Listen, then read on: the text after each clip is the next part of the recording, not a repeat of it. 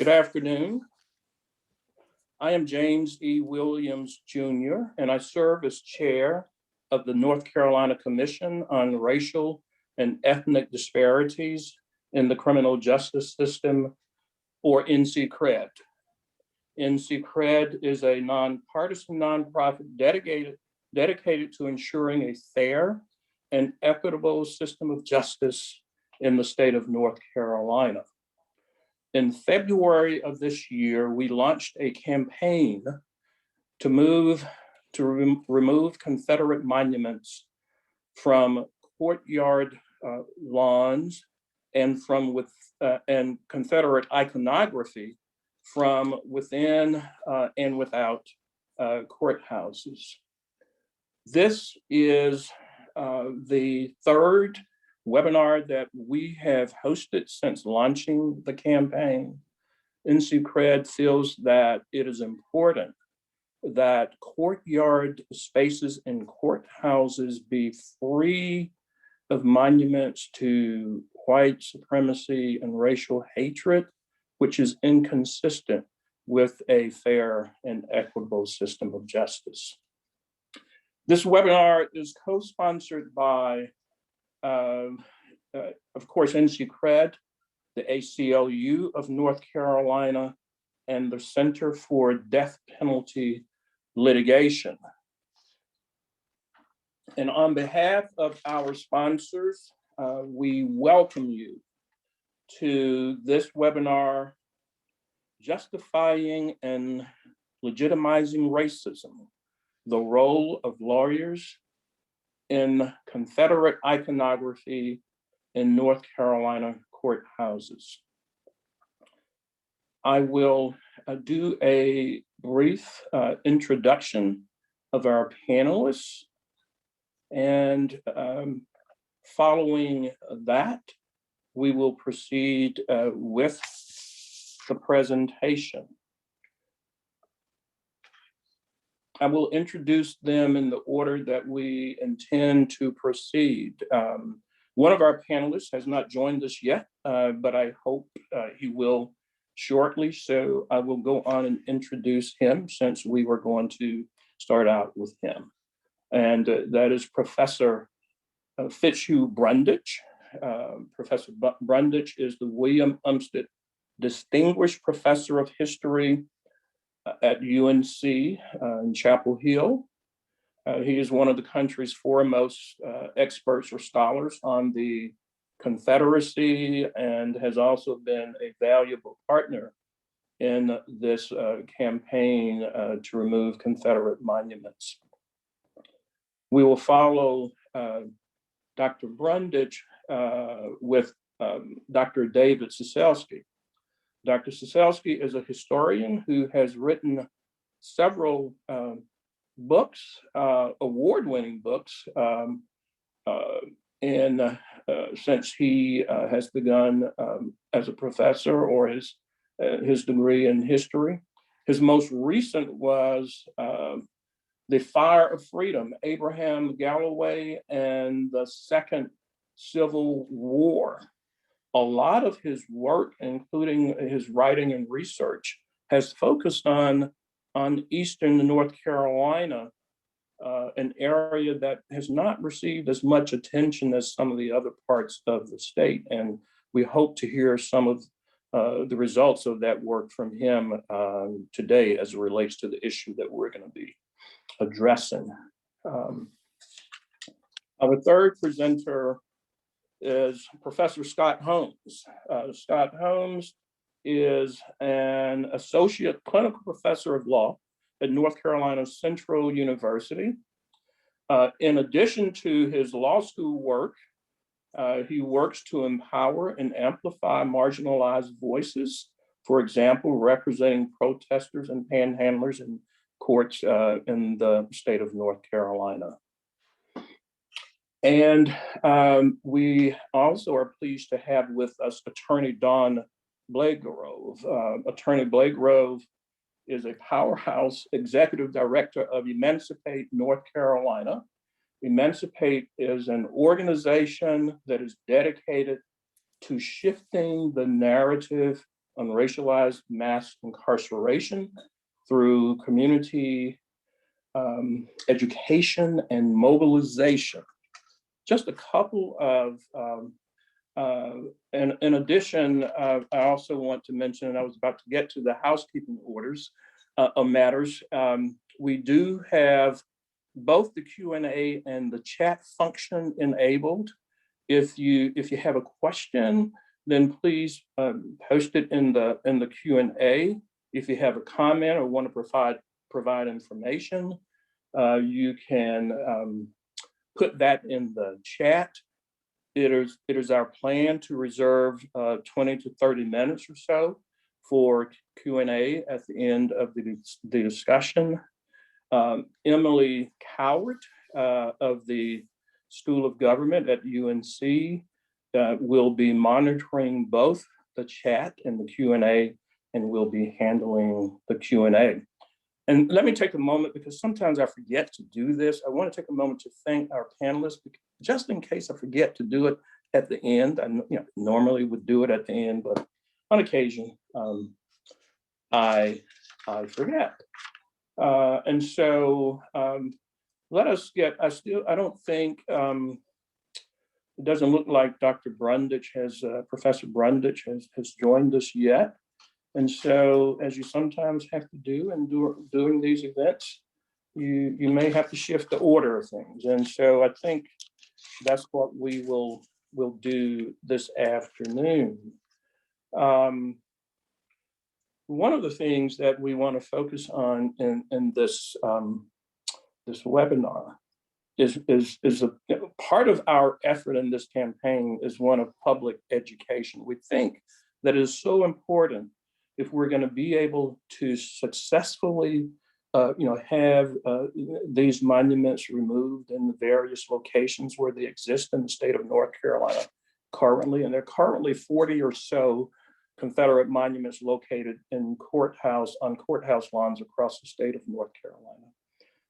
If we're going to be successful in convincing or helping communities and advocates have those monuments removed in the various counties of the state of North Carolina, one of the ways that will happen is more accurate and complete information on what these monuments stand for historically, how and why they were created and installed in the first place. And so that is part of what we're doing today, is to moving forward on this public education piece. And one of the things that sometimes people are surprised to find out, there's this perception of a lot of people that, the Confederate monuments and groups like the KKK are primarily, spearheaded by poor, working class, and educated, white people. But as you do the historical analysis, you find out something different. And one of the areas that we want to explore today relates to some of the work that Professor or Dr. David Ceselski has done in exploring particularly some aspects of white supremacy and this whole movement to racially terrorize and disenfranchise Black people during the following the Civil War and during the 1890s and 1900s. And how elites were quite often leading that effort, including a number of lawyers. So I will turn it over to Dr. Ceselski, and if you could expound on that for us, please, I would appreciate it. I'll do my best, James. It's always a pleasure to work with you. It's a great joy to be working today with James and Don, and I hope we get to play with Fitz later too. Everyone has such beautiful faces this morning. It's also a great pleasure to address all of those of you in the audience. Today, I'm going to focus on the role of attorneys in the white supremacy movement in one particular time and place in North Carolina in 1900. As I'm sure most of you know, in 1898, white supremacists took power in North Carolina in what was a statewide white supremacy movement that was marked by widespread electoral fraud and violence, and which culminated in the Wilmington Massacre and coup d'etat on November 10th, 1898. 2 years later, though, the white supremacists moved to pass a state constitutional amendment that would take the right to vote away from the state's Black citizens.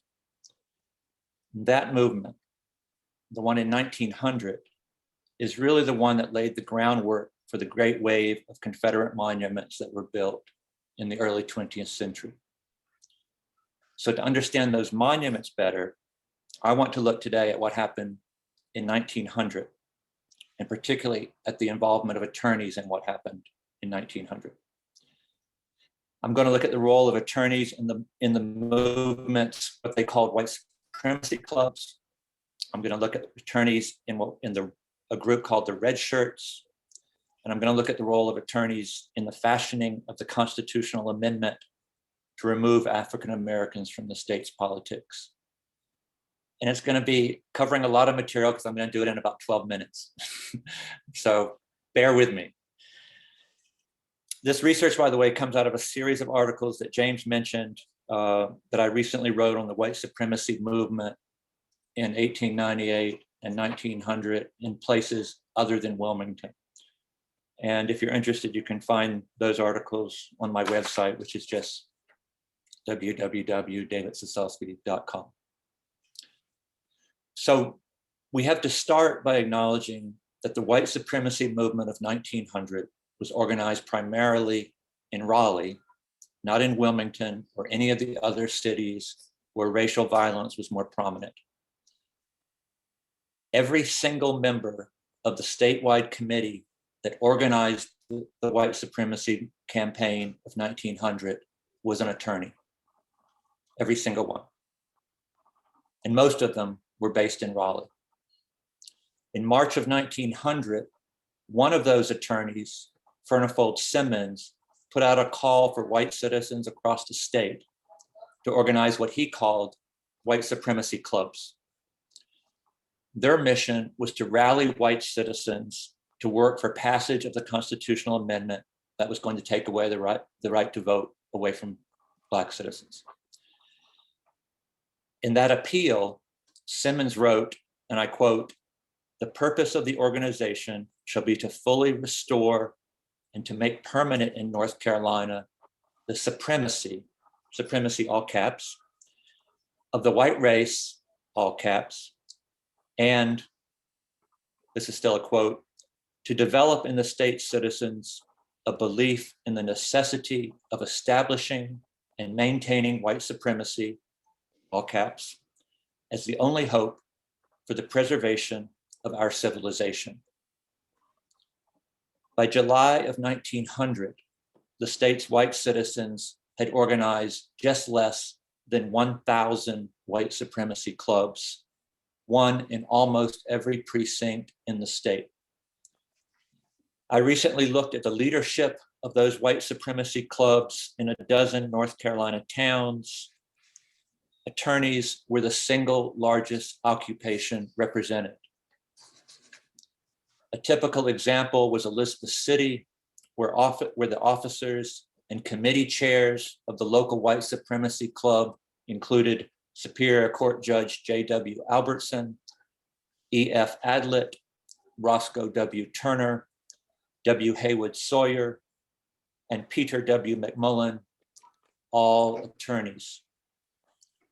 Similarly, in Lumberton, the white supremacy club's leadership included Edward Proctor Jr., who was the town's mayor, R.B. Morrison, the town attorney, and Angus McLean, a future governor of North Carolina, all attorneys. William Marion Bond, attorney and future Superior Court judge, established Supremacy Club Eden. Down the road, an up-and-coming attorney named W.G. Cox founded the White Supremacy Club in Hertford. To give you a sense of the language of white supremacy in the halls of power at that time, I will quote Attorney Cox at a white supremacy gathering that was held at the Perquimans County Courthouse in May of 1900. And I apologize for even speaking these words, but I think it's worth saying them so you know what we're dealing with. This is a quote from Attorney Cox. For the first time in 30 years, the white men of this county have met under this roof in a pure, unpolluted atmosphere. No Senegambian assails our nostrils and sends up a stench that would make angels weep. Beyond their preeminence in the state's white supremacy clubs, attorneys played other roles in the white supremacy movement of 1900 as well.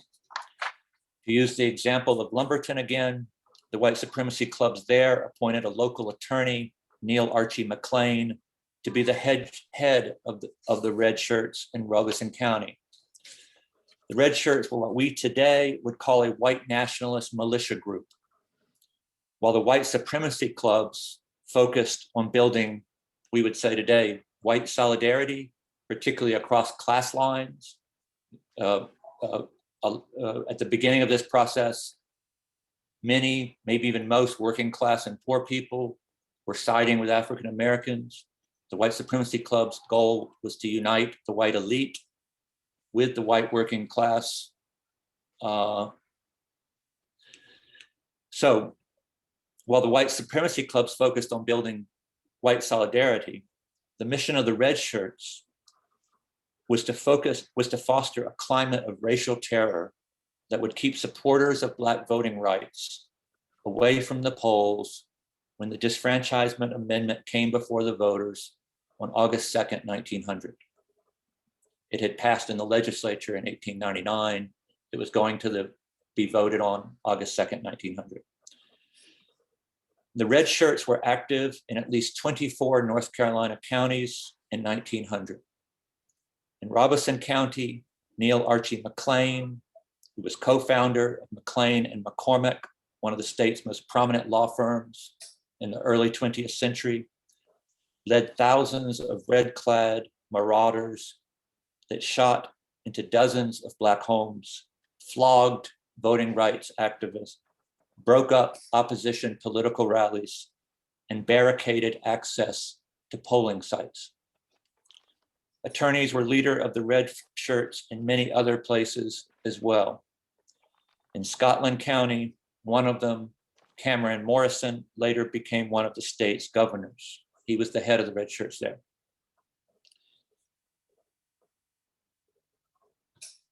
It's hard not seeing the audience. I hope y'all are with me. Based in Raleigh, Furnifold Simmons put attorneys to use in other ways as well. He created a speakers bureau made up almost entirely of attorneys who traveled the state to speak at white supremacy club meetings and rallies. According to Simmons, his office arranged 1,500 such speaker dates in the spring and summer of 1900.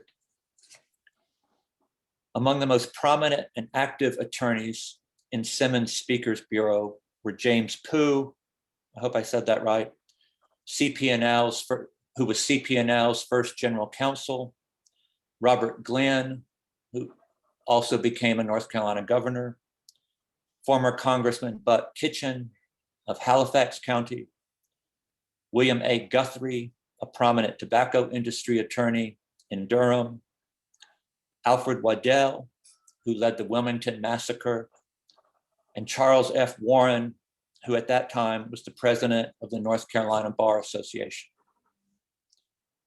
Their rhetoric is not for the meek of heart. The Negro has no more right with a ballot than a 2-year-old child with a pistol, James H. Pugh told a crowd of 3,000 white people in Gatesville.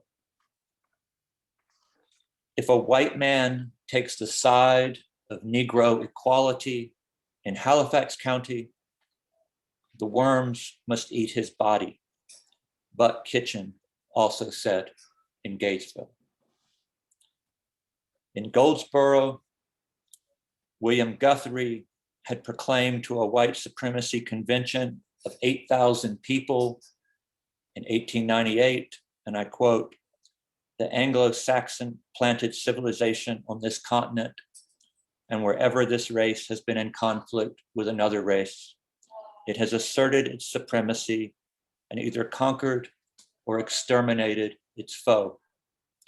This great race has carried the Bible in one hand and the sword in the other.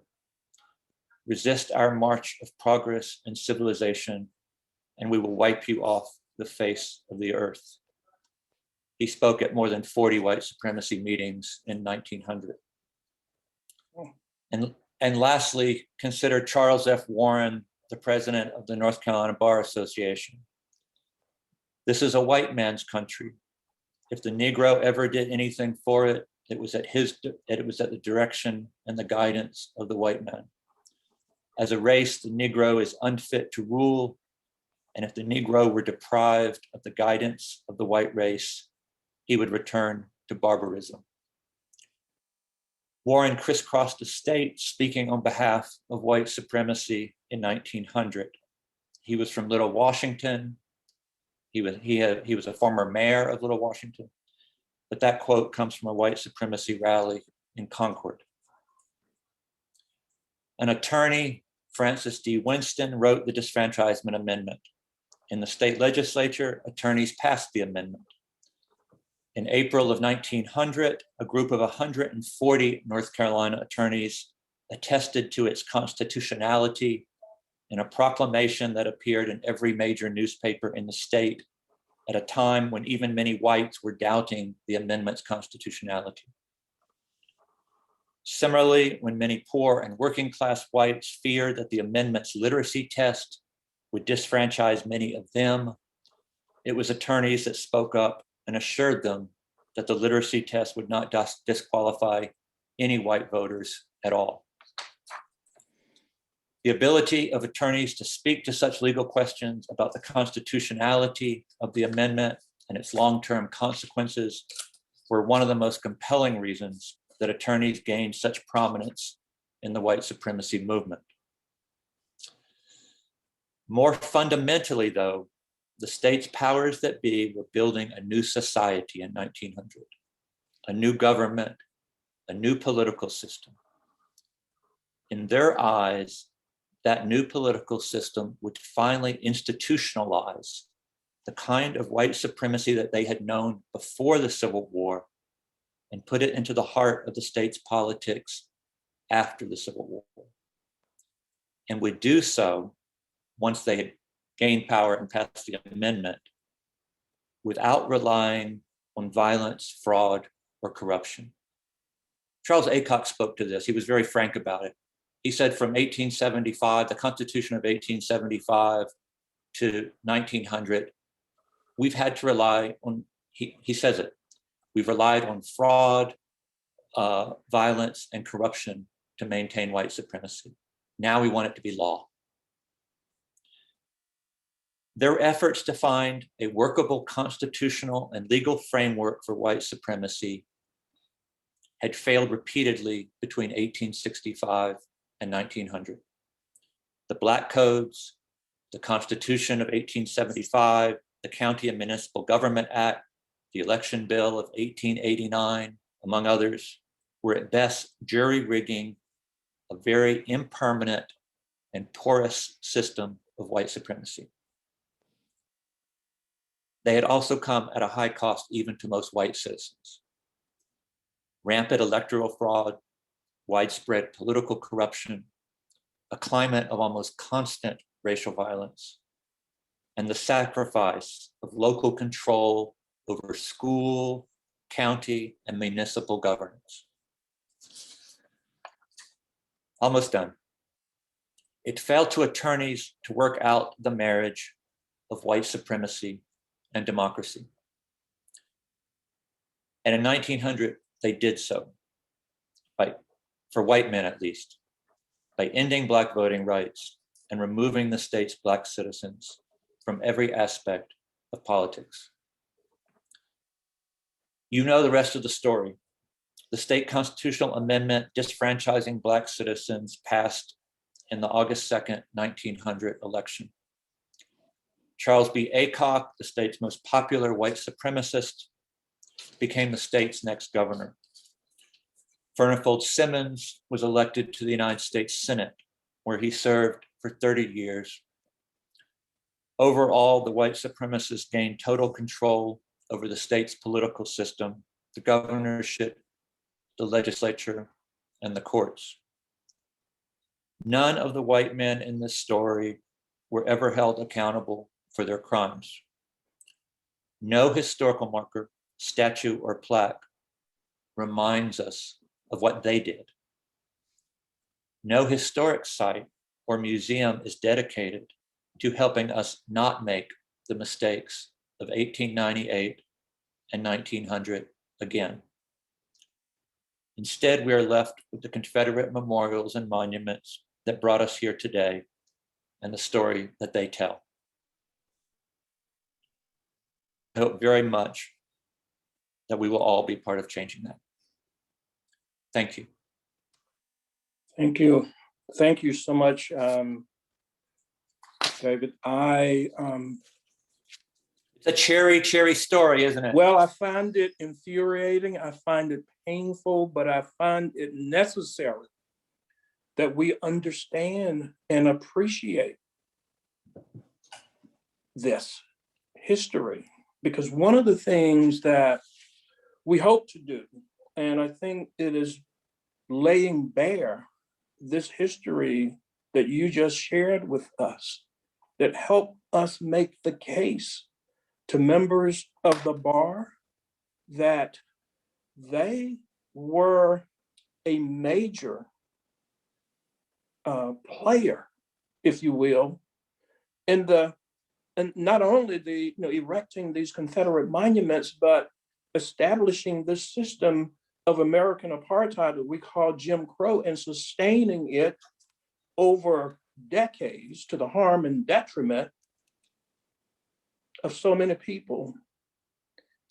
And if for no other reason, members of this profession should take an active role in trying to not only see that these monuments are removed, but in trying to assure a more fair and equitable and just society. So, yes, it was somewhat bleak, but it's certainly necessary. And I'm glad you focused some attention. And I knew you would on Charles Aycock.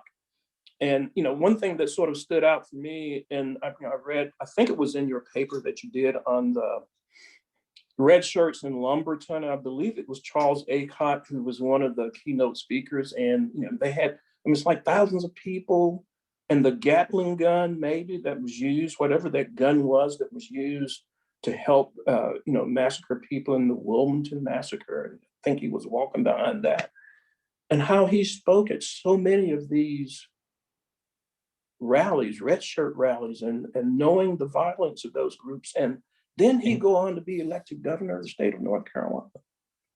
In 1900, Aycock addressed more than 100,000 white citizens at more than 60 rallies. And at some of them, he insisted on coming behind the float carrying the machine gun that was used to quell, to suppress Black resistance in Wilmington. Yes. All right. Well, thank you. And maybe, as we progress, we can get back to you to share more with us. But I want to move on next to Professor Scott Holmes. And Scott, I know you've done some reading and research on this issue or these issues, and I want you to share with us what you've uncovered as it relates to not only the role of lawyers in this Confederate monument building campaign, but also their role in building, sustaining, Jim Crow in the state of North Carolina. So can you speak to us about that? So. Yeah, well, first, I just want to say how honored I am to be here. David is a hero of mine. Back in 2006, I heard him talk about history in a way that activated history as an important part of my legal practice. And so I as a civil rights attorney, see this understanding this history as essential to trying to address the injustices of today. Also honored to be here with Dawn. Her work with Emancipate NC is astounding, between the work they've done around defending protesters and police brutality and their advocacy. I'm just honored to be here with her. And of course, with you, James, the years of dedication you've given to our indigent defense and the heart you've given to our movement. You are indeed an elder. And whenever you call, I'm like, what do I do next, Coach? And Emily, I know we don't see you, but your work in training public defenders and looking at racial equity in the courts is inspiring. So I'm just honored to be here. I had prepared a lot of different kinds of things to talk about, not knowing what other people would talk about. And so what I feel led to do in this moment is to kind of pick up the thread that David started us with in terms of looking at some of these attorneys, and then looking more broadly at what attorneys do and how they use their role as attorneys, not just in their voting rights campaign, but in other aspects of their lawyering to build and become the architects of Jim Crow. I'm going to share my screen because I want to show some portions of a PowerPoint. Can you all see this picture of ACOT? Yes. Okay. So we're just leaving off with him. He, as we know, became governor in 1900 when he addressed the Democratic Convention. He made it very clear that the white supremacy and its perpetuation was his mission in life. And that was a phrase he repeated often. He was born on a plantation. He served in the Confederacy. He went to UNC Chapel Hill, opened a legal practice in Goldsboro, was appointed the U.S. Attorney in the Eastern District, and proudly, as we have already heard, said that he won power on behalf of the Democratic Party and the white supremacists by force and fraud. He was also a founding member of the North Carolina Bar Association. Another important figure that I want to pick up on is Walter Clark. He was a Supreme Court justice in North Carolina in that period of time. He too was raised on a plantation in Halifax, maybe one of the largest plantations in North Carolina at the time. Was a UNC grad, was an officer in the Confederate Army, and he was a speaker at some of the events where they unveiled these monuments. Particularly, he spoke at Pittsburgh and the Ash Barrel unveiling of the Confederate monuments. And then Henry London from Pittsburgh, he was a regular speaker at the Confederate monument unveilings, and his wife, who was a member of the United Daughters of the Confederacy, was one of the leaders of the campaign to build these monuments around the state.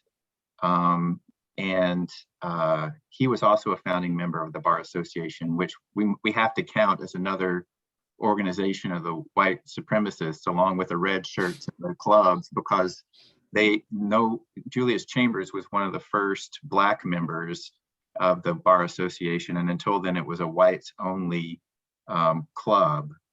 And then we've also already heard about Alfred Waddell, who was born the son of a lawyer in Hillsborough, who was also a state senator. He led, as you all may know, the coup in Wilmington, was the author of this white Declaration of Independence, was also a vice president in the Bar Association when it was founded, was a legislator and spoke at several unveilings of monuments in Forsyth, Guilford, and Raleigh. And so I named these folks because they were essential to our examples of the kinds of lawyers who are essential to deconstructing this white supremacy as it became institutionalized in Jim Crow. Looking across what they did political organizing, which we just heard about, but they also passed laws. And I can go through a list of laws that they passed that were racially explicit discriminatory laws. They also passed a lot of laws that were race neutral. They don't have the word Black or race in the laws, but they were passed knowing that they were going to be enforced in a racially disparate manner. In fact, the literacy tests and the poll taxes and the barriers to voting that passed were not racially explicit, but they were intended to be enforced in a way that was racially disparate. And so in a legislative capacity, these lawyers passed laws that built Jim Crow. In the executive branch, they became governors who enforced the laws, and they decided funding for things like schools that and also enforced laws with respect to marriage and the physical separation of the races. And so in the executive functions, these lawyers also use their power and knowledge to create Jim Crow. And then we've also have a Supreme Court justice who upheld in his opinions the constitutionality of racism, and also in the judicial capacity, the inability of Black folks to be jurors, and other kinds of disparate treatment of Black folks as witnesses and their ability to have standing in court. So in all three branches of our government, these lawyers passed laws and enforced laws in a way that actually made the law one of the most horrible weapons against Black folks. And so some examples I'd like to give you about that include, we've already heard about voting disenfranchisement and how the lawyers passed laws that disenfranchise Black voters. Well, they also, set up election boards and set up all kinds of ways to legally dissuade Black folks from registering or voting. And so it wasn't in just the passing of the laws that lawyers were complicit in depriving Black folks of their vote. It was in the execution of those laws. Similarly, segregation in space and marriage, the physical separation of Black folks from white folks, laws that prohibited Black folks from being in the same train car or in the same building. The physical separation of the races was all part of laws that were passed, but also enforced by lawyers. The educational system that was segregated and the lack of funding for Black schools was also all designed and operated by lawyers. And the access to the courts, the access to the rule of law. Black folks were not allowed to seek justice in court, and when they were brought to court, they didn't get justice. When Black folks were a victim of crime, all white juries acquitted white people for killing Black people. And all white juries would also then not allow Black folks to bring charges or against white folks. And so, by their inability to serve as jurors, Black folks were deprived access of justice and the rule of law. And an extreme, and one way that debate was very clear was around lynching, that the lawyers who are in charge of prosecuting crimes and upholding the rule of law participated in extrajudicial killing by allowing mobs to take people out of the jail, suspects who were entitled to, an attorney and proof beyond a reasonable doubt. And these folks were killed often in the courthouse squares near the Confederate monuments. And the Black folks, by allowing the killing, the lawyers were actually performing their role in, the white lawyers were performing their role in perpetuating Jim Crow. So by failing to prosecute these folks for their violence, that they allowed for Jim Crow. So one of the things, the last thought, generally, then what I'd like to do with a few minutes, and I would welcome questions, is I'm going to share my screen again. And I was thinking about this, and one of my favorite books is The New Jim Crow by Michelle Alexander.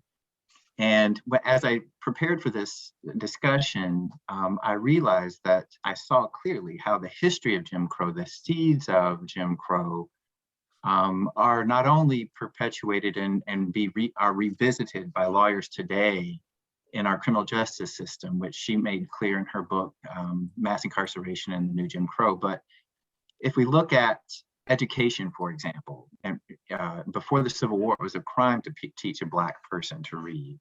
And after the Civil War, segregation and physical separation of the races in education, and then the failure to fund Black education deprived Black folks of an equal education. And under our current litigation, under our current understanding of education, we see the resegregation of schools around the state. We also see segregation within buildings where students are treated disparately based on race, on discipline, and the access they have to better classes. And we also see how school vouchers, school choice movement leads to resegregation. And so we are still litigating and arguing about providing a sound basic education to people of color and poor people around the state. And the seeds of that began with lawyers who discriminated against Black folks on the basis of education. The same is true for voting, that the Voting Rights Act that we just heard about, or the Voting Disenfranchisement Act of 1900, not only did it prevent Black folks from voting, but other things like racial gerrymandering, deleting voters from voters' rolls, Black folks, polls tax, literacy tax, voter fraud. There was also in early disenfranchisement bills, there was a requirement that freedmen have to verify their date and age and their name, knowing full well that many folks didn't know their date of their birth or their age and couldn't verify that. And that's hauntingly similar to the idea of voter ID, that creating obstacles to voting, like trying to get a government ID, and current efforts to delete voters from voter rolls, and racial gerrymandering, which we are suffering from now, and anything that increases the bureaucratic cost of voting. We are still wrestling with the same kind of obstacles, and the folks who would try to deprive Black folks of their equal vote are using the same playbook of the original Jim Crow white supremacists. It's just modernized. So it's a new Jim Crow in voting. And then I'm just repeating what other scholars have already really developed, how, and during Jim Crow, vagrancy laws, basically being in public and being poor, and were used to criminalize recently freed Black people who were then forced into labor through convict leasing. Well, we have people arrested for urinating in public, sleeping in public, people facing enormous criminal justice debt for traffic offenses. We have criminalized poverty in similar ways. When you couple that with the racial profiling, which we can demonstrate through data, and the way war on drugs focused on prosecution on poor communities of color, and put millions of Black men in chains, we have a new Jim Crow in the using our criminal justice system to put Black men in chains and then find ways to make money off of that in private prisons and reduce labor. So the seeds of vagrancy laws and convict leasing are still present with us in our system of mass incarceration. We also, in exclusion from juries, have seen how the exclusion of Black folks from juries then allowed white juries to summarily convict Black folks without due process, and also allowed all white juries to acquit white people who commit crimes on Black folks. We are still wrestling with jury disparities today. In fact, the Racial Justice Act, which was passed to provide some relief to people on death row who had suffered from racial disparities in jury selection, was repealed by the General Assembly because of the kind of prejudice which has its roots in Jim Crow. And then the way that prosecutors use their power, when someone was being lynched, sometimes the lynching was announced in the newspaper in advance. Tomorrow there will be a lynching, and the mob will be, the police are going to hand over the person to the mob. So police and prosecutors refuse to prosecute extrajudicial killing. Well, we still have racial disparities in terms of prosecution. If a person is a Black victim, they are going to get a different kind of treatment than if they're a white victim. And also, in terms of policing, as we have seen in the current debate, when police commit crimes against people of color, they are most hardly ever prosecuted. And this isn't just about police killings of Black folks, which receive a lot of publicity, but anytime there's a detention of a person without reasonable suspicion, which happens very regularly, that's a false imprisonment. And police are not prosecuted for that in ways that are similar to that kind of failure to follow the rule of law that has its seeds in Jim Crow. So I'll stop there. There are other folks that I wanted to talk about, and there are other threads. But if you just look at the branches of government and the role lawyers played in the branches of government, the legislative, the judicial, and the executive, and you look at the role of prosecutors, you see in Jim Crow, in the extreme, the same kind of racial disparities and focus that we are suffering from today. Thank you. Thank you so much, Scott. And I think it's good that you connected the past to the now, and how those themes of racial apartheid then is sort of played out in a different style and format today. I think Frederick Douglass would say, "Same snake, new skin." So before moving to Attorney Don Blaygrove, I do want to mention a couple of things which sort of, I think, at least in my mind, emphasizes the magnitude of what we're talking about here when we talk about the role that lawyers and judges have played in this injustice. And I want to focus again on Chief Justice Walter Clark. From 1910 until 1912, Chief Justice Walter Clark made dedication speeches for Confederate monuments in at least 4 different counties for Confederate monuments in courtyards. So I'm not talking about Confederate monuments in other public spaces. I'm talking about Confederate monuments just in courtyard spaces. He was a dedication speaker in 4 of those.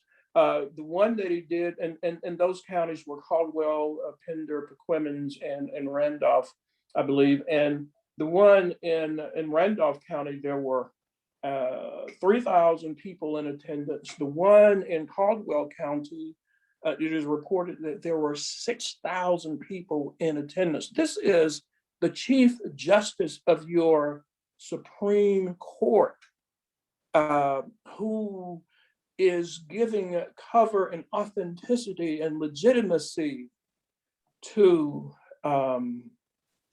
this white supremacy and these monuments. And then, in at least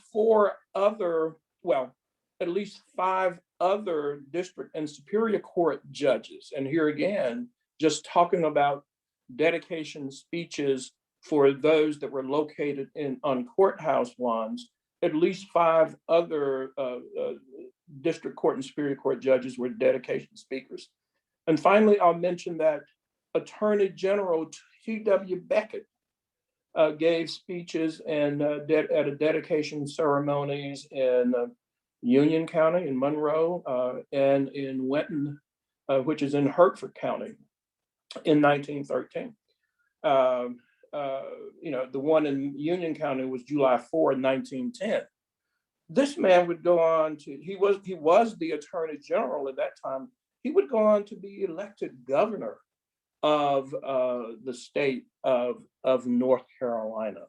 And so those roots run deep. And so with that, and there's a lot more. I mean, I think the historical record is pretty clear. So there shouldn't be any debate or dispute about the role that lawyers and judges played. So let me move on to Attorney Don Blaygrove. And Don, could you share with us your thoughts on why is it important, if not necessary?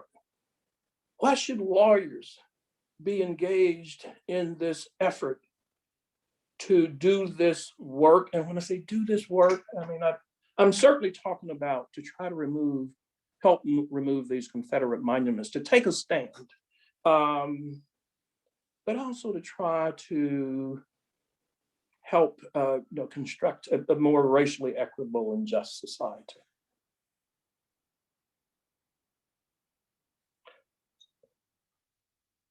I think you're muted. I got it. So Okay. I think based on the history that we just heard, the legal profession in its totality owes to society bearing the responsibility of undoing the harm, the inequity, the oppression, the racism that it created.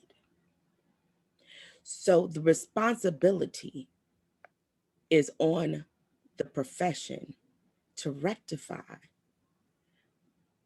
and to help, in large part, dismantle the system that, for all intents and purposes, we created. That is the first thing.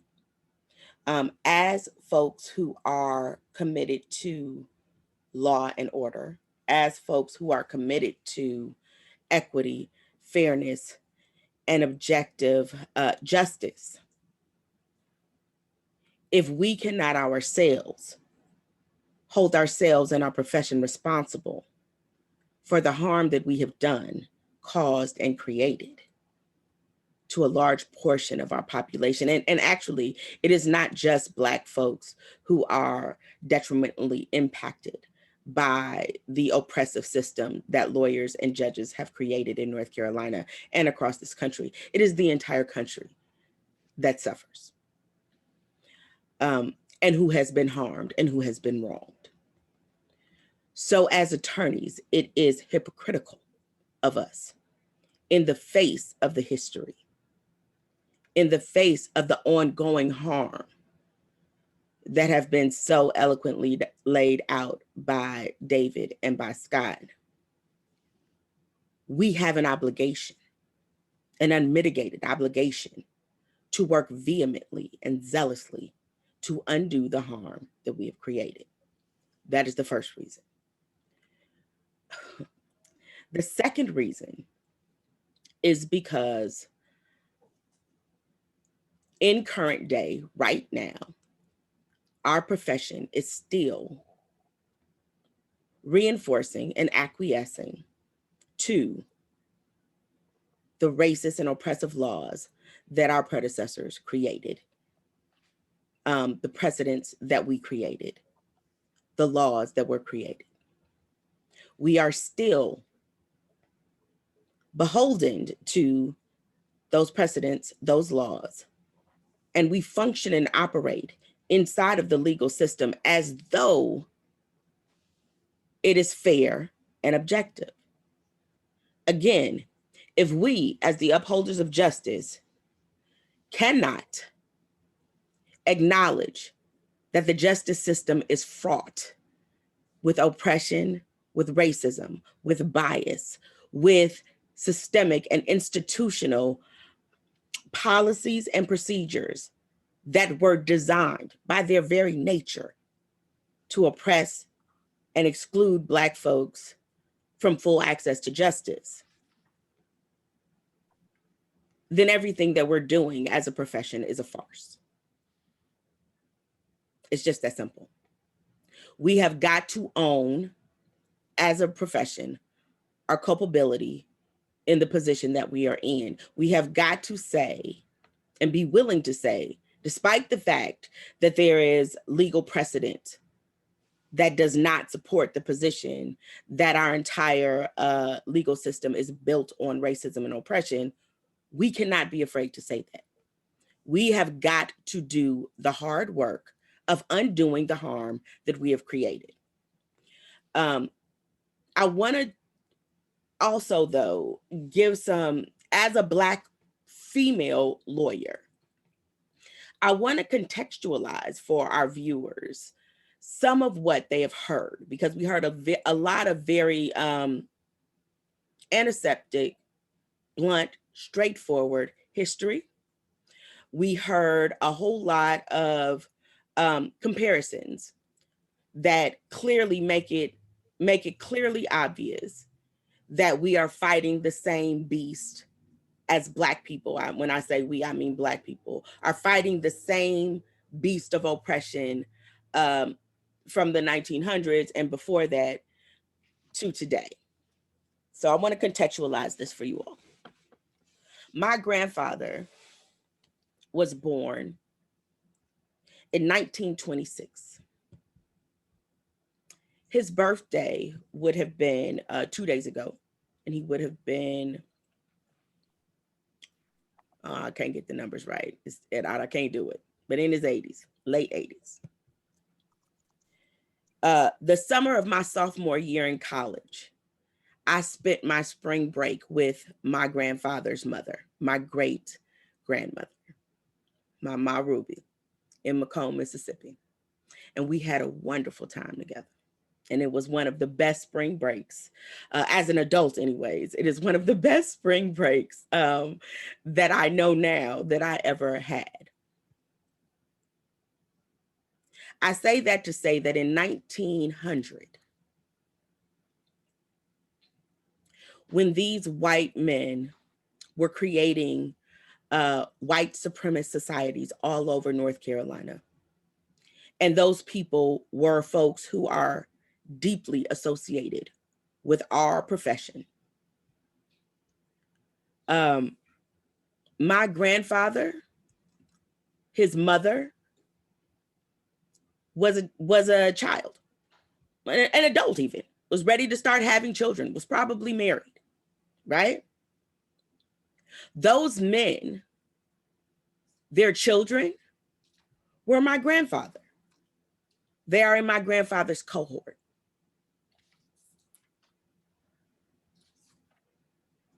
Those men's children raised my generation. This isn't history. This isn't that far away. We like to think about these things as though they are some kind of distant past that we can remove ourselves from. These are not distant pasts. This is not a distant past. The history that we heard is history, but it is very recent history. Many of the people who were instrumental in the history that we heard earlier, their offsprings, their families, people who love them, are instrumental in perpetuating and continuing that same system of oppression, racism, and bias that exists all over the country, all over the world, in every aspect and walk of life, but most insidiously within the criminal justice system. When I finish this webinar, I will complete packing, and then I will drive for, I don't know, somewhere in the neighborhood of the 30th time to Elizabeth City. This time I will be there to stand with folks who were protesting, arrested while protesting the murder of a Black man by white law enforcement agents. The people, and I want you to take a second to let this sink in. I am going to Elizabeth City to represent people who were charged criminally for protesting the murder of a Black man by police officers that are not being held accountable for his murder.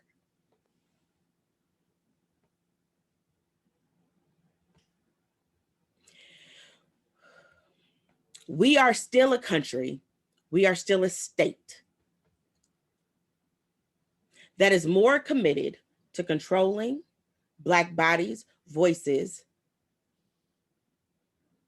and maintaining white supremacy and white power than we are to equity, justice, and fairness. It's just that simple. Our profession as a Black lawyer, I want to tell you all, I became an attorney.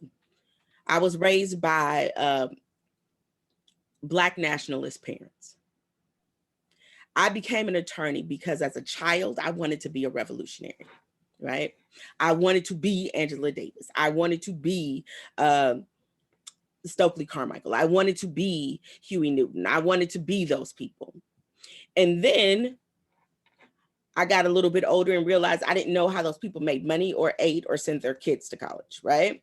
So I watched a documentary about the Chicago 7 and saw a lawyer who represented these revolutionaries that I wanted to be. And I said, oh, I'll be a revolutionary lawyer. That's what I'll do.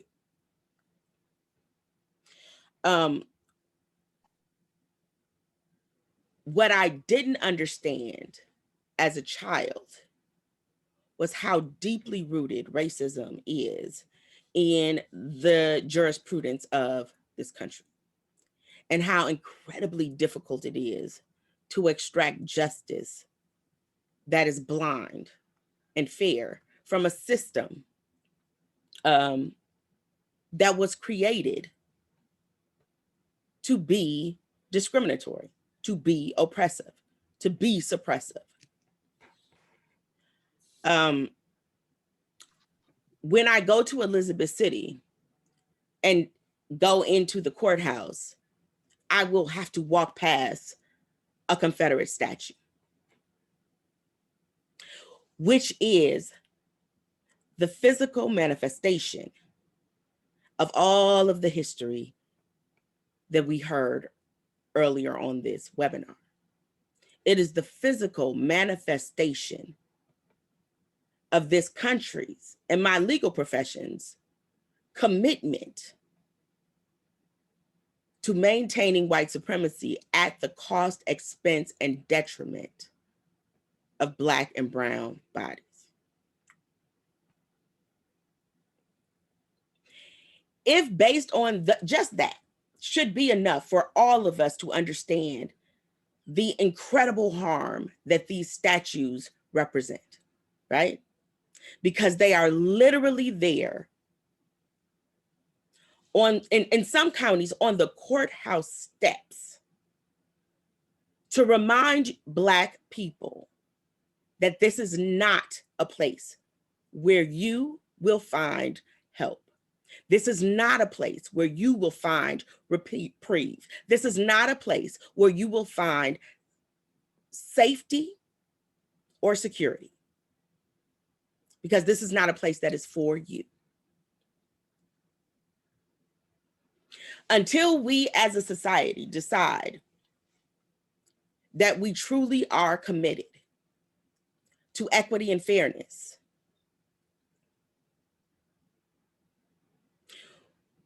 we won't ever get there.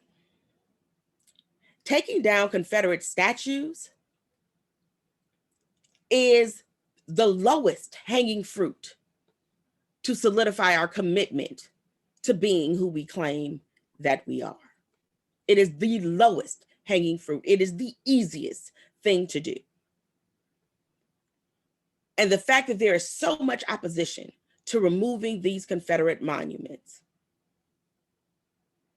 says more about who we are than it does anything else. says more about who we really are, right? These statutes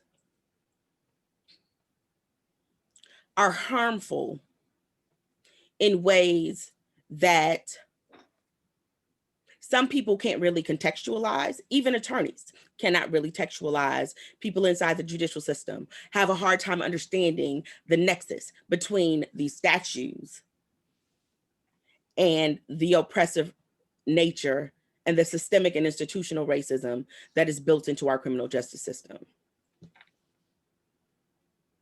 But I think that we are coming to a place in America where it is becoming more difficult to turn away from that unfortunate and from that ugly truth, from that ugly history, which is why we're having conversations about critical race theory and how teaching American history in its fullness is unfair to white folks who just don't want to feel bad about what they did and who they are from, who don't want to do the work of correcting it. And let's be clear, I want you to remember and always think about, whenever you're thinking about this history and this critical race theory and these Confederate monuments, that Don Blaygrove spent a summer with her grandmother who was alive in 1900.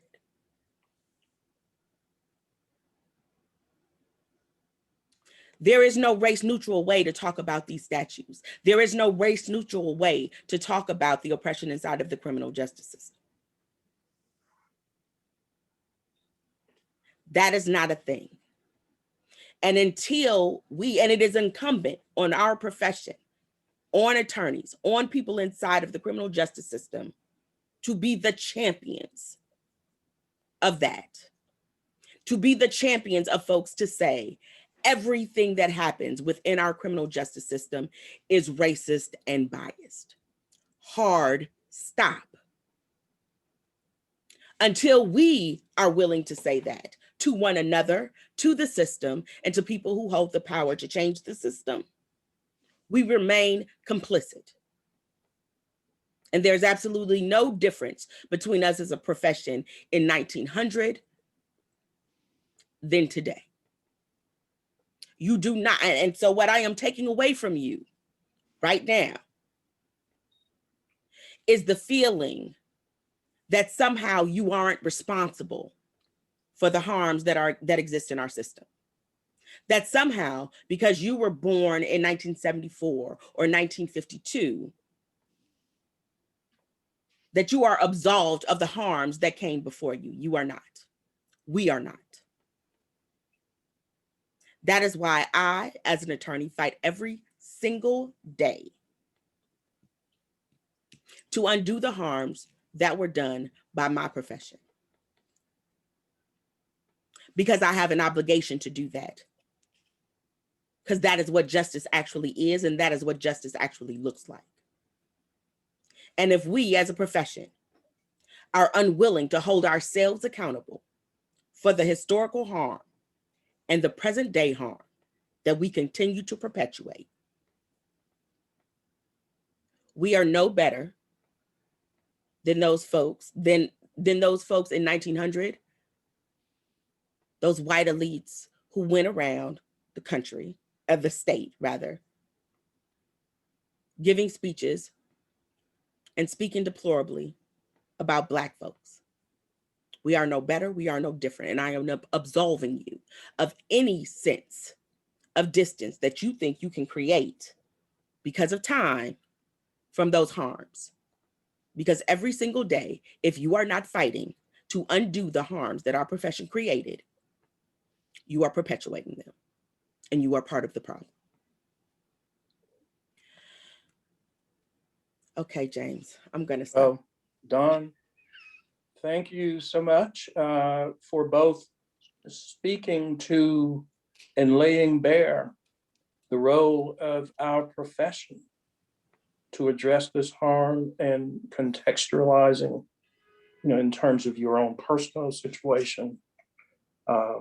Thank you for doing that. I do want to, I know we're approaching 1:45, and I want to give a chance for some response to questions or information that has been posted in the chat. And so I'll turn it over to Emily to proceed with that. Emily, try to reserve me a few minutes. I got a couple of comments before we wrap things up. Okay, absolutely. Thank you so much, Don. Thanks to all of the panelists today. I really, I've come away learning so much that I was not aware of, and I consider myself somewhat well educated on this, but I'm really just sitting with so many things that I'm taking in, and I hope that is the case. I know it is the case for all of you who've been able to join us today. I've been keeping track of the questions that have been coming in, and I want to put those to the panelists so that we can have a chance to respond, so that you all can have a chance to respond to those before we conclude today. And I just want to frame the questions with the what I'm hearing as a real loud and clear call to action to the bar in North Carolina and elsewhere. As David Ceselski put it, it fell to attorneys to work out the marriage of white supremacy and democracy, and it's clear that it falls to attorneys to work out the divorce. And I want to start with a question that came in.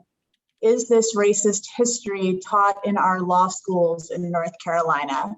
As a graduate of a law school in North Carolina, I will say that I did not learn any of this. And I'm wondering, for those of you who are in North Carolina law schools, I know we have Scott Holmes, you're at NC Central. What education are lawyers in North Carolina receiving outside of the amazing work of CRED to bring this campaign to both lawyers and members of the public across the state? How are lawyers exposed to this history, and how are we, how is that reckoning happening within our law schools, if at all? Well, in my class at Central, we learned this history, I'm standing on the shoulders of Julius Chambers and his teachers of history at NCCU, who documented the Jim Crow era segregation and through the present. And so, I have former students who take this history very seriously and have learned it at our school, and our mission of truth and service, and how it relates, and we are a product of this history. Our law school at Central is a historically Black college that was born out of the separate and unequal. And but I think we are the exception and not the rule, that most of law school is really more about protecting property and acquiring wealth than it is vindicating human rights and undoing white supremacy. And so I feel like law schools have a lot more work to do to tell the history and understand our present systemic racism. And I see law scholars doing that work, that in areas of tax law and in areas of property law.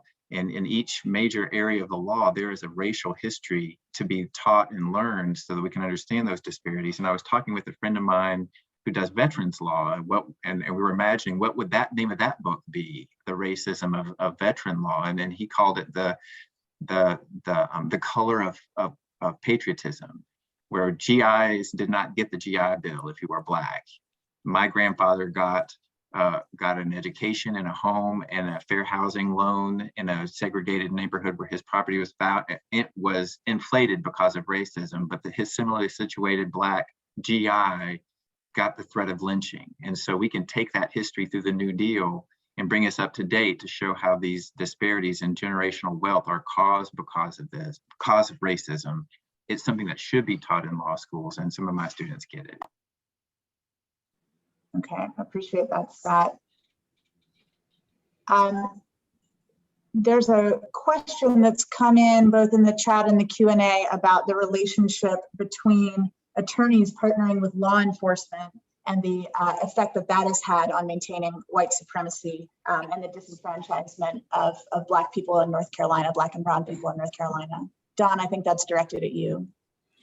So I think that that we can, one of the things that Emancipate NC does is try to educate folks on the roles of our elected officials, right? Especially those that have impact on the criminal justice system.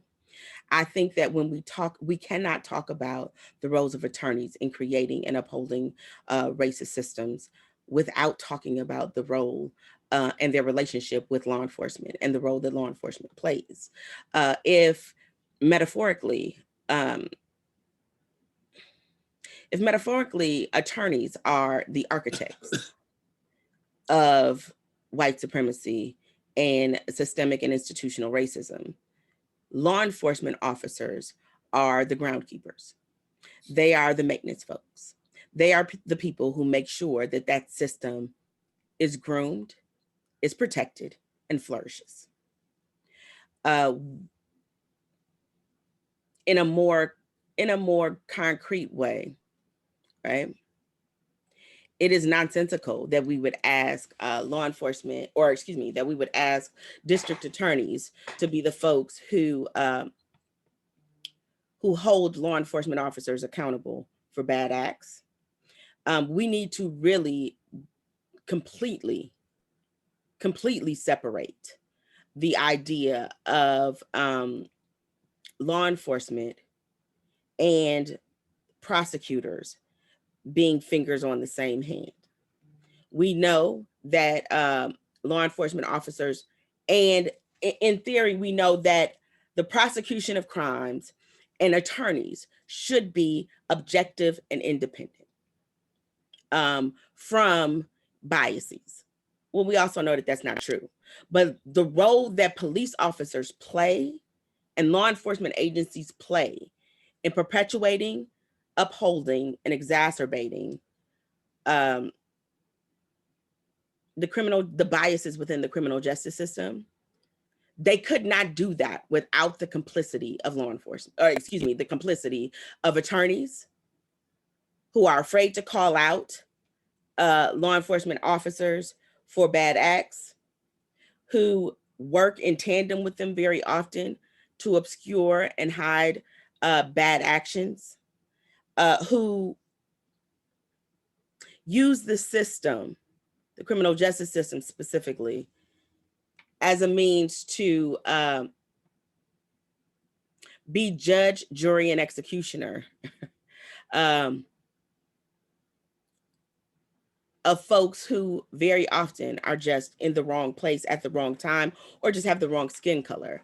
I did an article, or an article came out yesterday about a piece of legislation that's pending in North Carolina, and some of you may not know, but in North Carolina, we can adjudicate children as young as 6 in the juvenile court system.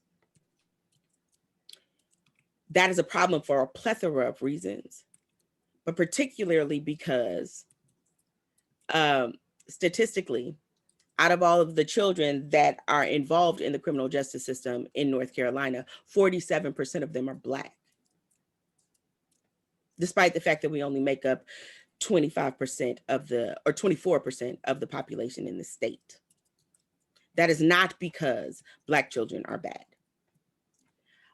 It is because there is racism and bias baked into this system that is designed to stand on the necks of Black people. And that can only be done when your enforcers, who are law enforcement, are complicit in upholding racist systems and upholding especially a racist criminal justice system that we've heard here right now today that we created. And when I say we, I mean attorneys, the legal profession. So it is impossible to talk about the harms caused by one, attorneys, without also talking about in tandem the harm that law enforcement creates, which is why Emancipate NC is a strong supporter of the idea of abolition, of tearing down this entire system. We cannot reform a system that is built on the level of human depravity that our criminal justice system is built on. It has to be torn down, reimagined, and we need to create something new. Don, thank you so much for that response. And I'm just struck by the sense that I think there are people looking to you the way that you looked to Angela Davis and Stokely Carmichael when you were a child. When I hear you speak, that is very clear to me.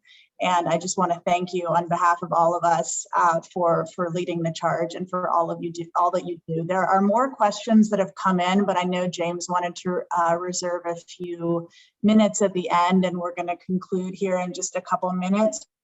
Before we do, I did just want to respond to a couple questions about when the video will be available. It should be posted by the end of the day today, both on the NC-CRED website and on YouTube. So if you know people who didn't get a chance to see it, please share that link. I also just wanted to quickly thank Krista Westervelt, Carly Amatuzo, Liv Warren, and Daniel Bose for helping to plan today's event. And I'll let James conclude. And thank you, James, for dreaming this up and leading the charge. As always, thank you for your leadership. Well, thank you, Emily, and thank you to our wonderful panelists. This has been a very both informative, engaging, and as I said before, to some extent infuriating discussion. But that's part of the history that we're dealing with. One of the things I do want to encourage people who are attendees who want to know more about this effort, this campaign, the website to our campaign was posted in the chat, ncconfederatemonuments.org, I believe, or .com. I can't remember which one of those dots. But you can find a lot of information about the work that that we're doing at that link, at that website.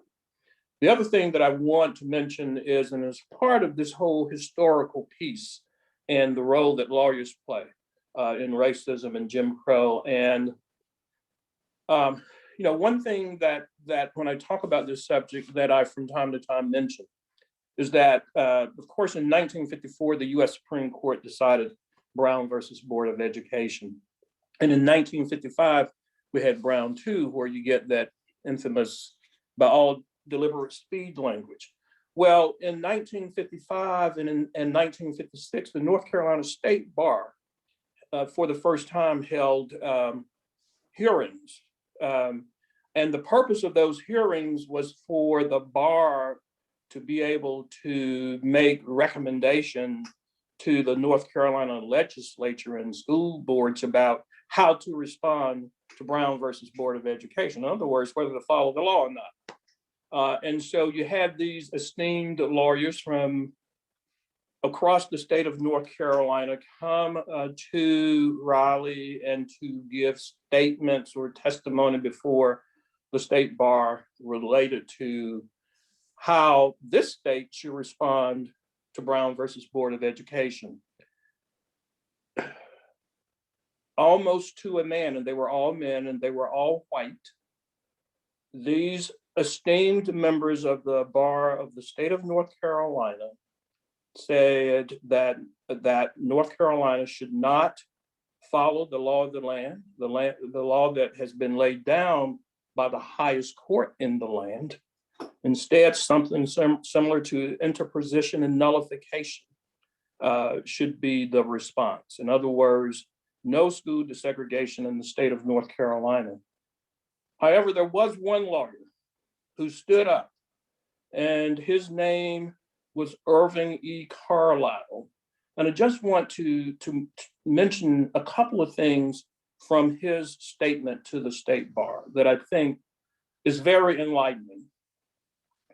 And one of the things he said was, it should first be said that lawyers have a specific obligation to speak out at times of crisis when law is on trial before the bar of public opinion. And that certainly is this moment and this time. He then goes on to say the superior knowledge of the lawyer about the law gives him a unique and privileged role to be played fearlessly for the public good. And I emphasize that word fearlessly because I think too often the members of our profession do not act fearlessly, even when they know what the right thing to do is. And we clearly have at least an aspirational obligation to try to seek to improve our system of justice. And as a part of this campaign, we have reached out to major bar associations in the state of North Carolina. And by reach out, I mean communications with the North Carolina State Bar, the North Carolina Bar Association, which is the largest voluntary bar in the state of North Carolina, the North Carolina Advocates for Justice, which is probably the second largest, and the North Carolina Black Lawyers Association, the only one of those bar associations that has responded to our, I think, fairly minimal request, which was to adopt a statement supporting the removal of Confederate monuments from courthouses and courthouse lawns, and encourage your membership to be a part of this effort. The North Carolina Association of Black Lawyers was the only one of those associations that so far has taken that step. We remain in communication with the others, and hopefully soon we'll get a more vigorous response. But I'm reminded, and I want to close with this, and I'm reminded of the speech that some say is best, or certainly within the top 3 of his speeches. And it was a speech that Dr. King gave in 1967. It was about the Vietnam War. And these associations have been silent on this issue for too long. And now is a time to break that silence and to become a part of this effort to right this wrong and to help ensure equal justice and fairness for all within those court spaces. And the removal of these Confederate monuments will help us move in that direction. So I want to thank you all for attending. Again, thank you to our panelists. And if you're interested in knowing more and following the work of this campaign, please visit the website. Have a good afternoon.